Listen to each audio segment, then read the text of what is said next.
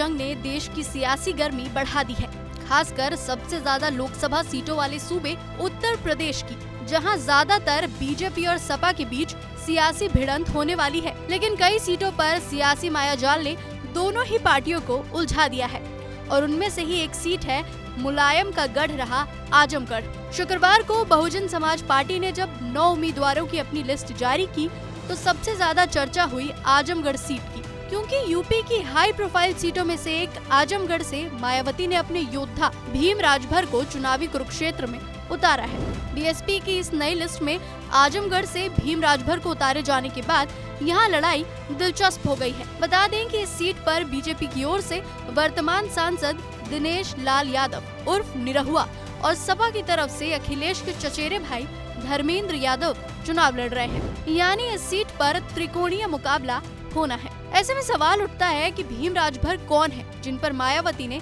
आजमगढ़ जैसी सीट के लिए भरोसा जताया। तो आपको बता दें कि भीम राजभर उत्तर प्रदेश के बसपा प्रदेश अध्यक्ष रह चुके हैं और वर्तमान में महाराष्ट्र में बहुजन समाज पार्टी प्रदेश प्रभारी हैं। इसके अलावा वो आजमगढ़ मंडल बसपा के जोनल कोऑर्डिनेटर भी रह चुके हैं। बता दें कि 2022 के यूपी विधानसभा चुनाव के वक्त मायावती ने माफिया मुख्तार अंसारी का टिकट काटकर मऊ से भीम राजभर को अपना प्रत्याशी घोषित किया था, यानी भीम राजभर का कद असरदार है और बसपा सुप्रीमो का भरोसा भी साथ में है ही। ऐसे में आजमगढ़ के चुनावी मैदान में भीम राजभर की एंट्री से किसको नुकसान होगा, बीजेपी के निरहुआ को या सपा के धर्मेंद्र यादव को? तो आपको बता दें कि आजमगढ़ सीट पर राजभर वोटों का अच्छा प्रभाव है और एसबीएसपी चीफ ओम प्रकाश राजभर इस बार बीजेपी के साथ है। ऐसे में तो माना जा रहा है कि राजभर वोटों का फायदा बीजेपी को होगा, लेकिन राजभर वोटों पर भीम राजभर सेंधमारी कर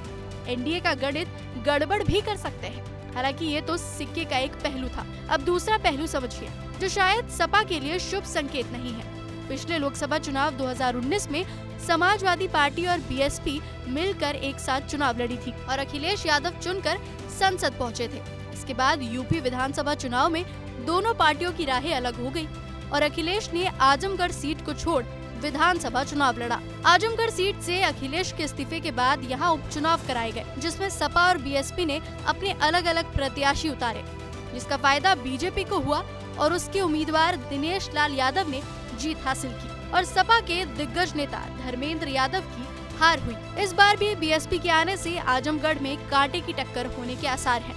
आपको क्या लगता है, बीएसपी के भीम राजभर किसका गणित फेल करेंगे, बीजेपी का या सपा का?